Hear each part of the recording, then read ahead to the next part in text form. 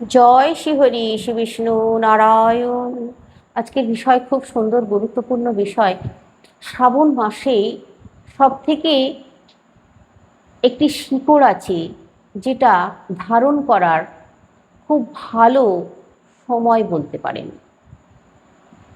এই শিকড় ধারণ করলে বা গৃহে রাখলে, যেভাবে বলবো সেভাবে যদি অন্তত রাখতেও পারেন, তাহলে কি হয় জানেন? আপনাদের যে আটকে থাকা কাজ, সেই কাজ খুব তাড়াতাড়ি আপনারা সম্পন্ন করতে পারবেন। আর এই শিকড় এই শ্রাবণ মাসে যদি বাহুতে কেউ ধারণ করে, তাহলে তাকে কেউ তুচ্ছ তাচ্ছিল্য করতে পারে না, তাকে কেউ চোখ রাঙাতে পারে না, তাকে সম্মানের চোখে সকলে দেখে। তারপর যে কাজে তিনি যাবেন, সেই কাজে কোনো বাধা আসবে না, নির্বিঘ্নে সেই কাজ করে ফেলতে পারবেন। শুধু একবার করে দেখুন। আর নিয়ম মেনে আমি যে কটা দিন পড়ে থাকার কথা বলবো, অন্ততপক্ষে সেই কটা দিন পড়ে থাকতেই হবে। আর আপনারা আপনাদের গৃহেও রাখবেন, অন্তত সেই কটা দিন আপনাদেরকে গৃহে রাখতেই হবে, ফেলে দেওয়া যাবে না। তো শুনুন, বলছি। দেখুন, এই শ্রাবণ মাসে মহাদেবকে বেলপাতা আর আকন্দ ফুল দিয়ে যদি কেউ পুজো করতে পারে, তাহলে মহাদেবের অশেষ কৃপা লাভ হয়। এই শ্রাবণ মাসে মহাদেবকে যদি কেউ ধুতরা ফুল দিয়ে পুজো করতে পারে, তাহলেও সমান ফল লাভ করা যায়। এই শ্রাবণ মাসে কেউ নিষ্ঠা ভক্তির সঙ্গে যদি মহাদেবকে গঙ্গা জল অর্পণ করতে পারে আর একটু ভস্ম লেপন করতে পারে, তাহলে তার জীবন থেকে সমস্ত ব্যাধি, দুঃখ, কষ্ট দূরে চলে যায়। এই শ্রাবণ মাসে যদি মহাদেবের মাথায় কেউ চন্দন লেপন করতে পারে, তাহলে তার জীবনে কখনো কোনো দুঃখ বেদনা ধরতে পারে না, তাকে সবসময় প্রসন্ন রাখেন মহাদেব। এই শ্রাবণ মাসে যদি মহাদেবকে দুধ, গঙ্গা জল, সিদ্ধি, ঘি, মধু, এই পাঁচটি জিনিস একত্রে মিশ্রিত করে মহাদেবের মাথায় কেউ ঢালতে পারে, তাহলে মহাদেবের অশেষ কৃপায় সে ধনবান তৈরি হয়। আমি এতগুলো জিনিস বললাম।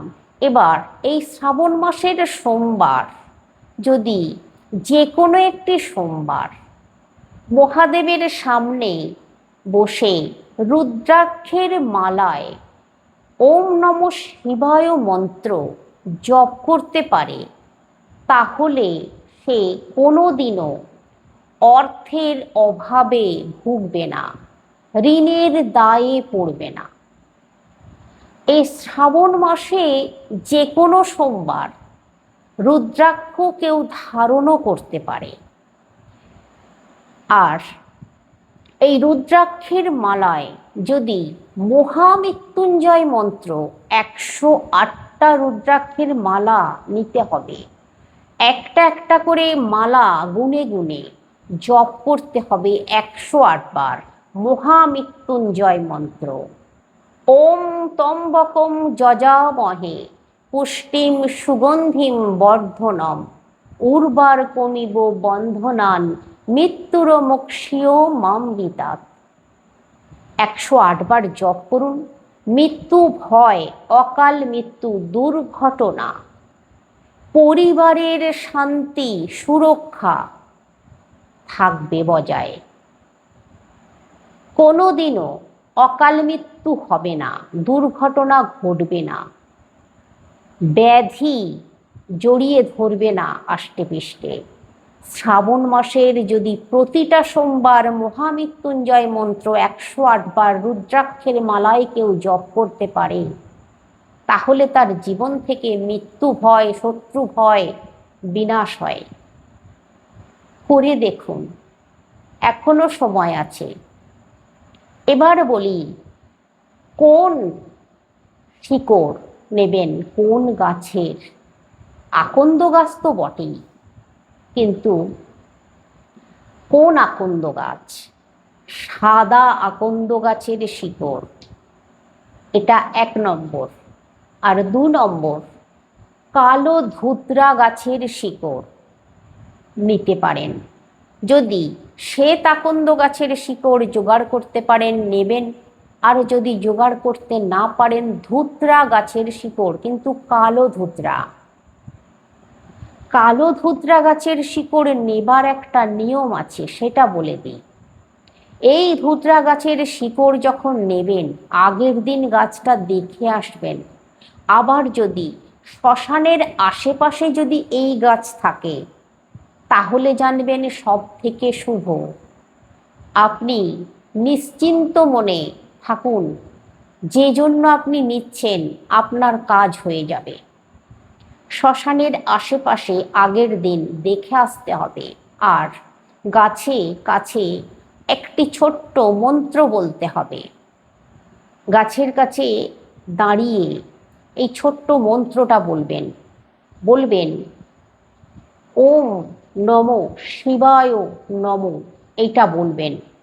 হাত জড়ো করে প্রণাম করবেন। প্রণাম করে বলে আসবেন, মহাদেব, আমি আমার প্রয়োজনে, আমার বিশেষ প্রয়োজন, আমার সত্যিই খুব প্রয়োজন, আমি একটু শিকড় এই গাছ থেকে নেব। আমার মনস্কামনা তুমি পূরণ করো। এই বলে চলে আসবেন। শ্রাবণ মাসের সোমবার, যে কোনো সোমবার নেবেন। এবার খুব ভোর ভোর চলে যেতে হবে ওইখানে। গিয়ে ওই গাছের শিকড় নেবেন 1.5 ইঞ্চি, তার বেশি নয়। যখন নেবেন তখন এক নিঃশ্বাসে কেটে নিতে হবে। নিঃশ্বাস ছাড়লে চলবে না, এক নিঃশ্বাসে শিকড়টুকু নিয়ে নিতে হবে। এই নিয়ম যদি পালন করতে পারেন তবেই নেবেন, আমি বলছি, না হলে নেবেন না, কোনো ফল পাবেন না। তাহলে এক নিঃশ্বাসে শিকড় কেটে নিতে হবে। নিয়ে আপনি একটা কাপড় নিয়ে যাবেন বা কিছু নিয়ে যাবেন, ভালো করে মুড়ে কাছে নিয়ে চলে আসবেন। আর পিছন ঘুরে তাকাবেন না, চলে আসবেন। এসে গঙ্গা জলে ধুয়ে নেবেন। ধুয়ে অবশ্যই শুদ্ধ বস্ত্র পরে যেতে হবে, স্নান সেরে যেতে হবে।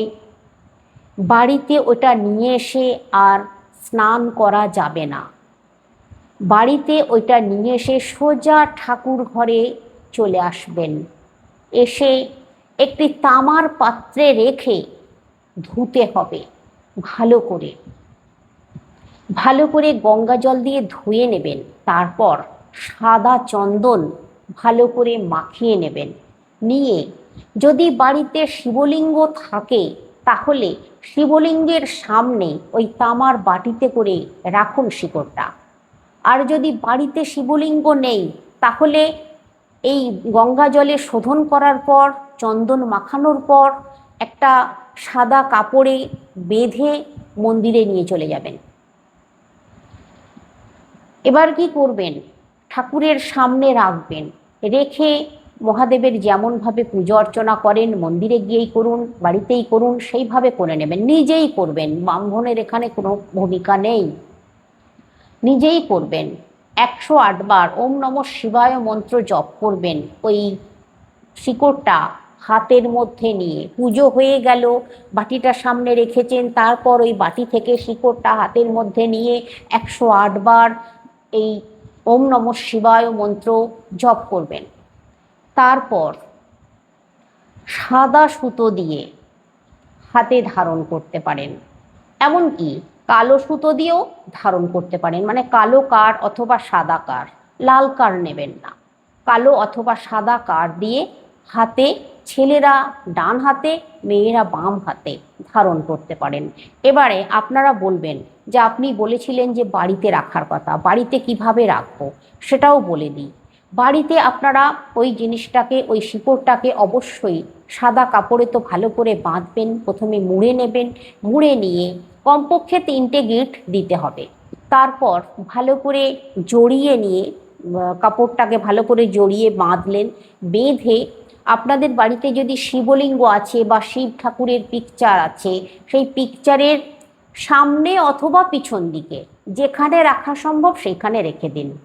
কিন্তু যেভাবে বললাম ওইভাবে কাজটা করবেন।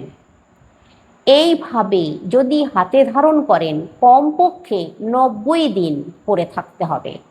আর যেখানে রাখছেন সেখানেও কমপক্ষে 90 দিন রেখে দিতে হবে। তারপর আপনারা জলে দেবেন। কাজ না হলে অবশ্যই তো জলে দিয়ে দেবেন, আর কাজ হলে তো খুব ভালো কথা, পরের বছরের জন্য, পরের বছর শ্রাবণ মাসের জন্য আবার অপেক্ষা করুন। আবার কোনো মনস্কামনা নিয়ে এই একইভাবে এই শিকড় যদি ধারণ করতে পারেন তাহলে সকল মনস্কামনা পূরণ হবে। তবে এখানে একটি কথা আছে, যখন এই শিকড় ধারণ করবেন তখন একটি মাত্র মনস্কামনা বলবেন, যেটা আপনার সব থেকে প্রয়োজন, যেটা গাছের কাছে গিয়ে বলে এসেছিলেন আগের দিন যখন গাছটা দেখতে গিয়েছিলেন, যখন বলেছিলেন আপনার মনের কথা, যে ইচ্ছাটা আপনার ভিতরে সব থেকে বেশি প্রয়োজন আপনার, যেটা শুধুমাত্র সেইটাই বলবেন। সব একসঙ্গে অনেক কিছু বলে ফেললে ভগবানও নিতে পারে না। তাই যে কোনো একটা মনস্কামনা বলুন। আপনার সন্তানের চাকরি চাই, আপনার নিজের চাকরি চাই, আপনার ব্যবসায় উন্নতি চাই, বা আপনার পরিবারে কেউ সুস্থ করতে হবে, বা নিজের কোনো রোগ আছে সেই রোগটা ভালো করার জন্য যেটা মনস্কামনা, শুধুমাত্র সেই একটাই বলুন। আবার পরের বছরের জন্য অপেক্ষা করুন, পরের বছর শ্রাবণ মাসের সোমবার আবারও করবেন এই কাজ, যদি সফল হতে পারেন। তো এইভাবে যদি করতে পারেন তবেই কিন্তু এই শিকড় কাজ করবে, না হলে কিন্তু কোনো কাজই করবে না। সব সময় জানবেন, বিশ্বাসে মিলায় বস্তু, তর্কে বহুদূর। তাই বিশ্বাসের সঙ্গে, নিষ্ঠার সঙ্গে যদি করতে পারেন তাহলে অবশ্যই করুন। আর ছোট্ট কিছু নিয়মের কথা বলে দিই। যেমন এই গাছের শিকড় এই যে নেবেন আপনারা, আপনাদের গৃহে যদি কোনো অসৌচ চলে, মহিলাদের যদি পিরিয়ড চলে তাহলে করা যাবে না। বাড়িতে যদি কোনো জন্ম অসৌচ হয়, হয়তো বাড়িতে কোনো শিশুর আগমন হয়েছে, তাহলে সেটাও অসৌচ, সেই ক্ষেত্রেও কিন্তু এই কাজ করা যাবে না, অপেক্ষা করতে হবে। এই শিকড় পরে একবার ব্যবহার করার পর কোনো মৃত বাড়িতে, অসৌচ বাড়িতে যাওয়া চলবে না। এই জিনিসগুলো মনে রাখতে হবে শুধু। আর এই শিকড় ধারণ করলে, যদি গৃহে ঠাকুরের কাছে রেখে দিয়েছেন সেই ব্যাপারটা আলাদা, কিন্তু যদি ধারণ করেন তাহলে প্রতি সোমবার নিরামিষ খেতেই হবে, তবে ভালো ফল পাবেন। আর অবশ্যই প্রতি সোমবার ওম নমঃ শিবায় মন্ত্র জপ করতে হবে, যে কোনো একটা সময়, হয় সকালে 8টার আগে অথবা সন্ধ্যার সময় এই ওম নমঃ শিবায় মন্ত্র জপ করতে হবে। দেখুন, ভালো ফল পাওয়ার জন্য আমরা অনেক দূরে দূরে ছোটাছুটি করি, কিন্তু আমাদের হাতের কাছেই এমন কিছু জিনিস আছে যেগুলোর দ্বারায় আমরা অনেক ভালো ফল পাই, অর্থবান হতে পারি, আমাদের জীবন থেকে নানা রকমের দুঃখ কষ্টগুলো দূরীভূত হয়, আমরা ঋণের জালে ফেঁসে আছি, সেইখান থেকেও আমরা মুক্তি পেতে পারি। আমাদের হাতের কাছে এই সমস্ত জিনিসগুলো আমরা যদি সঠিকভাবে বিশ্বাসের সঙ্গে ব্যবহার করতে পারি তাহলে আমরা সত্যিই ভালো থাকতেও পারি। তবে কি আপনাদেরকে বলি, এই যে কাজ করবেন, এই কাজ, এই শিকড় কাউকে বলা বলি করবেন না। নিজের, এই যে আমি বলে দিলাম আপনারা শুনলেন, চুপচাপ থাকুন, চুপচাপ মানে শান্ত মনে করবেন। বেশি হই হই করবেন না, কাউকে বলার দরকার নেই। নিজের নিজের মানে ভালোর জন্য নিজে করুন, কাউকে না বলে। যদি করতে পারেন ভালো হবে তাহলে। তবে হ্যাঁ, গৃহের মানুষজনেরা জানুক, তবে এই যে আমি শিকড় আনতে যাচ্ছি, হই হই একটা করা বা ছুটোছুটি দৌড়োদৌড়ি করা, যেন কি না কি একটা করছি, এই ভাবটা করবেন না। আপনি বিশ্বাসের সঙ্গে ভক্তির সঙ্গে যাবেন, চুপচাপ যাবেন, গিয়ে নেবেন, নিয়ে বাড়ি চলে আসুন। আপনার আশেপাশে যদি কেউ থাকে, যদি কেউ দেখে ফেলে, দেখুক, তাতে কোনো অসুবিধা নেই। তবে যখন শিকড় আনতে যাবেন তখন কথা বলবেন না কারোর সঙ্গে। যদি কেউ কথা বলতেও আসে, তাকে মুখটা একটু আঙুল দিয়ে দেখিয়ে দেবেন অন্তত পক্ষে। নিজের মঙ্গলের জন্য এটুকু করতে হবে, কিছু করার নেই। তো এইভাবে যদি করতে পারেন, এইভাবে যদি বিশ্বাসের সঙ্গে এই কালো ধুতরা গাছের শিকড় অথবা শ্বেত আকন্দ গাছের শিকড় যদি নিতে পারেন, সব থেকে ভালো হয় কিন্তু কালো ধুতরা গাছের শিকড়টা নিলেই। যদি নিতে পারেন, আর এই যে বললাম শ্মশানের আশেপাশ থেকে নিলে সব থেকে ভালো হয়, যদি করতে পারেন তাহলে অবশ্যই, আমি এতটাই জোর দিয়ে বলছি, দেখবেন মহাদেবের কৃপায় যা চাইছেন, যেটা মনস্কামনা করেছেন, যেটা মনের ইচ্ছা ঠাকুরের কাছে বলেছেন, উনি ফেরাবেন না আপনাকে, সেটাই আপনি পাবেন। আজকে কমেন্টে একবার হলেও লিখুন, হর হর মহাদেব, দেবাদিদেবের জয়।